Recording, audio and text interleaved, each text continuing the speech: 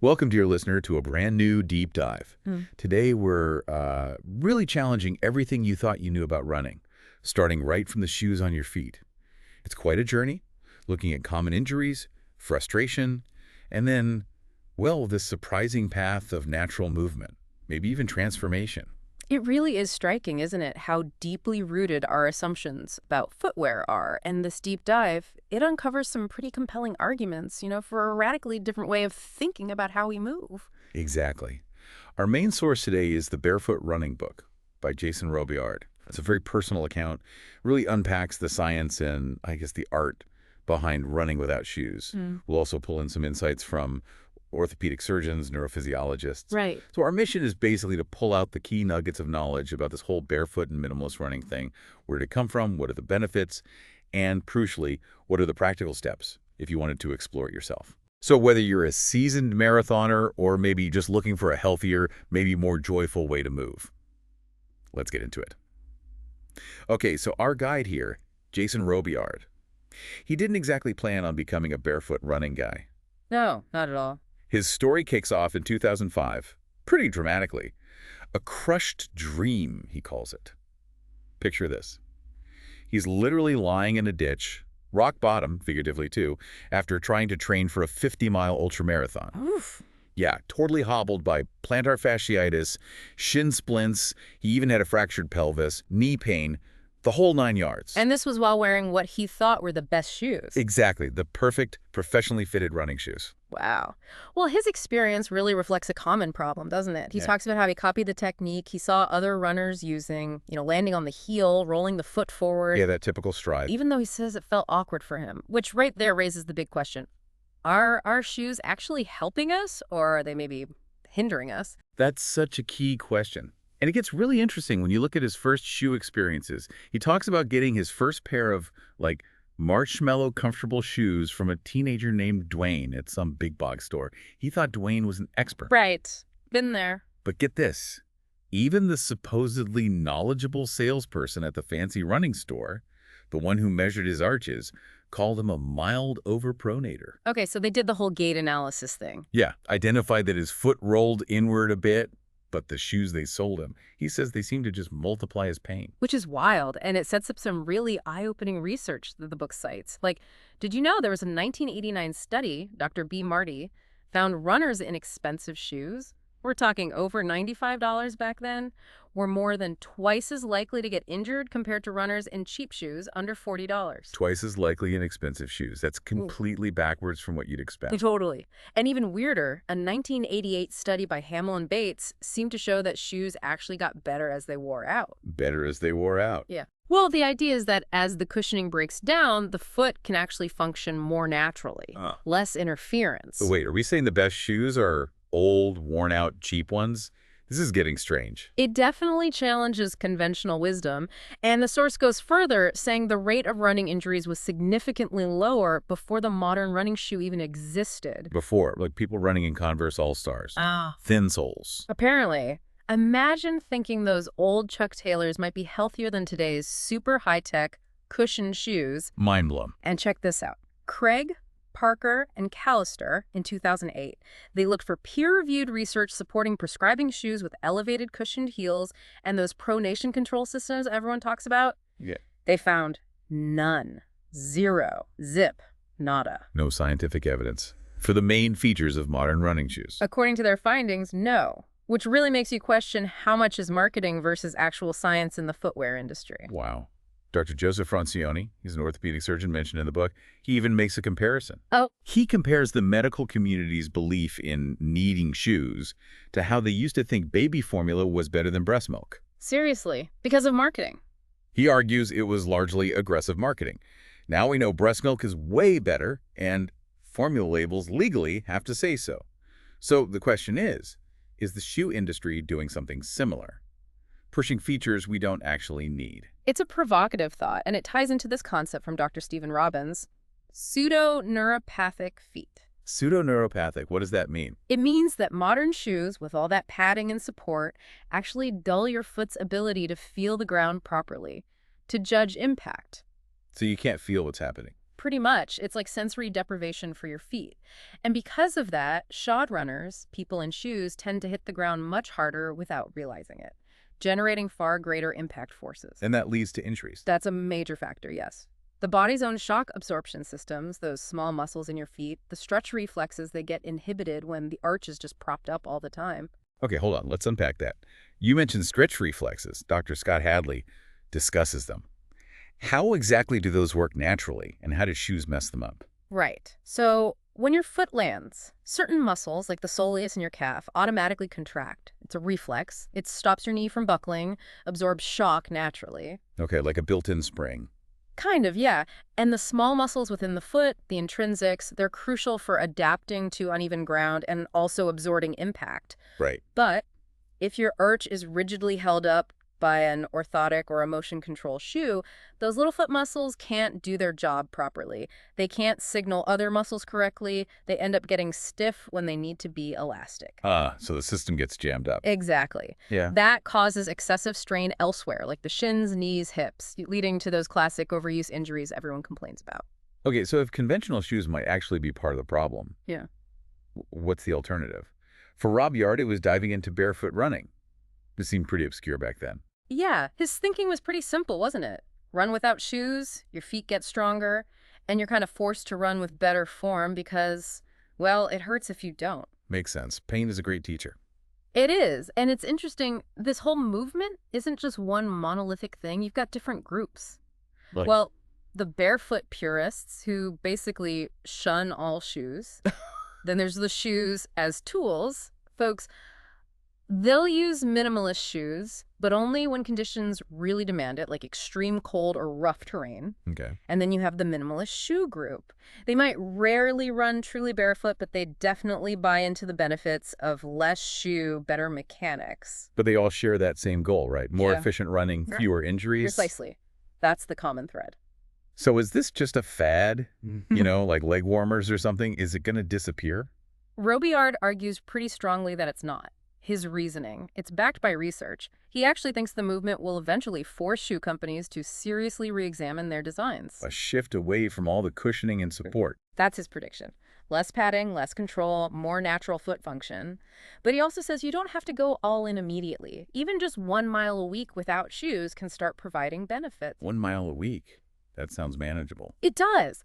But it raises a key point. Yeah. Why is learning to run actually barefoot first so often recommended, even if your end goal is just minimalist shoes? Good question. Why not just jump into the thin shoes? The book really emphasizes that the direct feeling from the ground, that tactile sensation, is your absolute best feedback mechanism. It's what teaches you good form inherently. It strengthens your feet. Putting on even minimalist shoes too early can kind of insulate those neural pathways. You don't learn as effectively. So the ground itself is the teacher. That's the idea. Okay, so if someone's thinking about this, what are some of Robillard's guiding principles for making that switch? It sounds like you need a different mindset. Oh, absolutely. First off, patience. Mandatory. Non-negotiable. Why so much emphasis on patience? Well, think about it. Your feet have probably been, as he dramatically puts it, encased in heavy, sweaty foot coffins for years, maybe decades. Foot coffins. I like that. It weakens them. Rebuilding that strength, that flexibility, it just takes time. You can't rush it. Okay, patience. What else? Learning to feel instead of think, that's huge. Stop overanalyzing your stride and just pay attention to what your soles are telling you. They provide constant, critical information for finding an efficient, smooth gait. Let your body figure it out. Feel, don't think. Got it. The book also talks about running happy. What's that about? Sounds nice. It is. It taps into what George Sheehan said. Fitness has to be fun. If it is not play, there will be no fitness. Right. If it's a chore, you won't stick with it. Exactly. So the book suggests simple things. Smile while you run. Be nice to other runners. Thank volunteers at races. These little things create positive feedback loops, make the whole experience more enjoyable, more sustainable. I like that. So the book lays out stages. It starts with pre-running. You walk before you run. Yep. Seems basic, but it's foundational. This stage is all about reawakening your spatial awareness, learning to actually watch where you're going because you don't have thick rubber soles protecting you from every little pebble. Still paying attention. Big time. And learning to relax. Like a wet noodle, he says. Focus on lifting your feet, not pounding them down. This naturally encourages a softer landing, what he calls a foot kiss. A foot kiss? Okay. And what about toughening up your soles? Do you get, like, thick leather pads? That's the common image, right? But no, not really. You don't develop hard, ugly calluses. The skin becomes smoother, more resilient, like soft leather. Huh. So not calluses. The more important change is tactile recognition. Your feet become much more sensitive, better at feeling the terrain and reacting instantly. That's what really protects you. If you step on something sharp, quick reaction, not thick skin. Wow, okay. So you could learn to run on, say, leaves or snow and kind of feel what's hidden underneath. That's the idea, develop that sensitivity. Mhm. And this pre-running stage has drills to help build that foundation. Drills. Like what? There's walk in place, which is about being quiet, developing muscle memory for soft landings. There's the jump drill, just jumping in place, again, focusing on landing softly, strengthening the feet and ankles. Okay. And the marble drill. Sounds weird, but you practice picking up marbles or similar small objects with your toes. It strengthens those little intrinsic muscles in your feet that probably haven't worked much in years. Marble drill. Yeah. Interesting. So all these drills, the walking, what's the overall goal before you actually start running? Two main things, really. Master a gentle, quiet, forefoot-centric landing, landing more towards the ball of your foot, lightly. And second, quicken your cadence. Aim for at least 180 steps per minute. 180. That sounds fast. It feels fast at first, but it naturally shortens your stride. That prevents overstriding, which is a huge cause of injury. And it encourages a slight forward lean from the ankles, not the waist. Think ski jumper posture. It all works together for efficiency and less impact. Okay, makes sense. So after pre-running, you move to starting to run barefoot. What's the goal now? The initial goal here is pretty modest. Yeah. Run 1.5 miles, about 2.4 kilometers, totally pain-free, keeping that relaxed, smooth form and the 180 cadence. And there are drills for this stage, too. Yeah. The metronome drill is key, using a metronome set to 180 beats per minute to really lock in that faster rhythm. And the wall drill helps reinforce that slight forward lean and proper foot placement under your body. Now, inevitably, people transitioning might feel some aches or pains.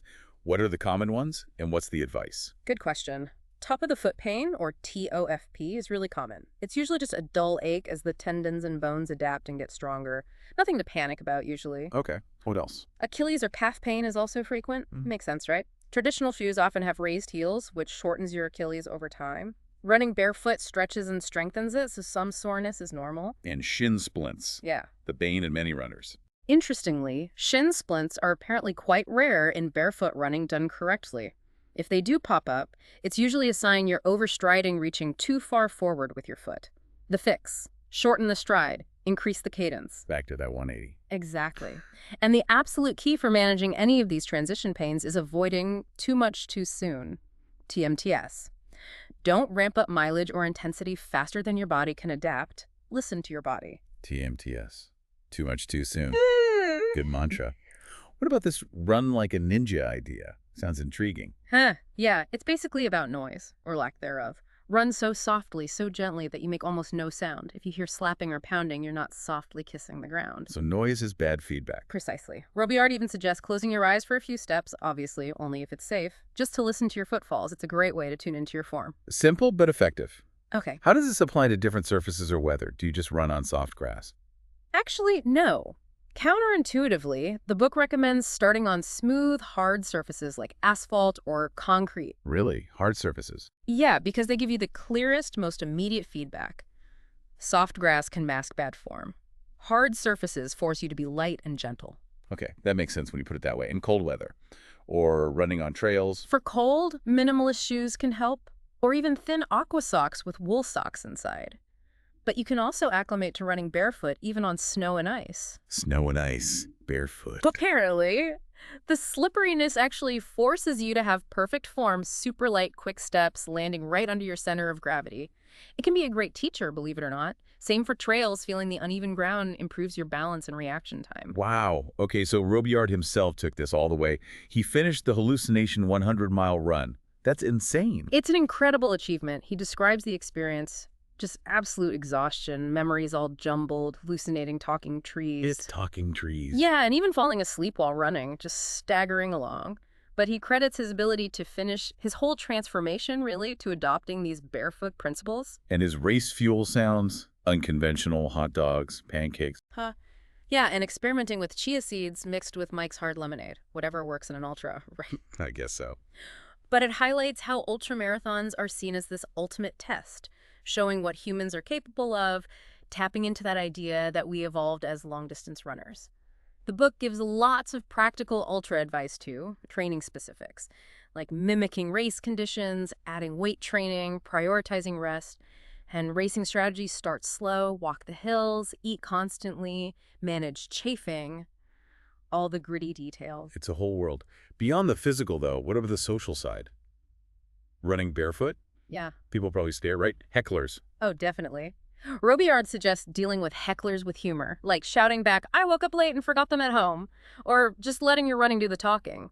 Eventually, people see you running well, injury-free, and the comments stop. Okay, humor helps.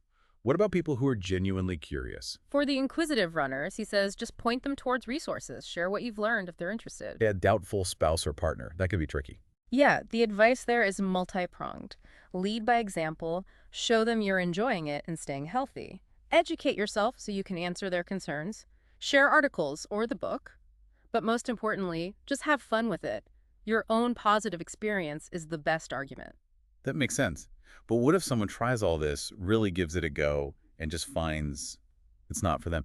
Is it okay to say barefoot running isn't the answer? Absolutely. The book is really clear on this. It's not a magic bullet for everyone. Maybe the specific approach doesn't suit your learning style, or maybe for some physiological reason it just doesn't work for you. So it's not dogmatic. Not at all. It actually suggests looking into other respected teachers or methods. If this one doesn't click, names like Ken Bob Saxton, Ted McDonald, or even structured programs like Cheer Running or Pose Method. The goal is finding what works for your body, not forcing one specific solution. It's a really important point. Yep. So wrapping it all up, what's Rogallard's ultimate message? The big takeaway? He really stresses that barefoot running isn't just about taking your shoes off and expecting injuries to vanish. It's not a simple cure-all. It's more than that. Much more. It's about connectedness, mindfulness, presence. It's about learning to tune in to your own body's highly sophisticated set of integrated awareness systems. Basically, learning to feel what good, natural running actually feels like. Feel what good running feels like. Yeah, he uses this great analogy. Think orchard growing, not fast food. Think lifetime of development and growth. Think joy. It's a long-term process of rediscovery. Wow. Okay, what an incredibly insightful deep dive. We've gone from, the potential problems with our everyday running shoes all the way to the liberating feeling of more natural movement. Definitely challenged some assumptions. Indeed. It really puts a spotlight on how ingrained our ideas about running and footwear are, and how relearning something so basic can impact not just our physical health, but our mental and emotional state, too. I love that idea of shifting from no pain, no gain to no pain, thank you. That feels genuinely transformative. It really does. Yeah. So for you listening, the takeaway isn't necessarily, go throw out all your shoes tomorrow. Probably not. But maybe it's about recognizing the amazing design that's already built into your own feet and body. That resilience. Understanding that every step, whether it's running or just walking, is an opportunity, a chance for deeper connection, maybe more efficient movement, and perhaps, just more joy in being active. And maybe it all just starts with listening, really listening, perhaps for the first time, to what your body's trying to tell you with every single step.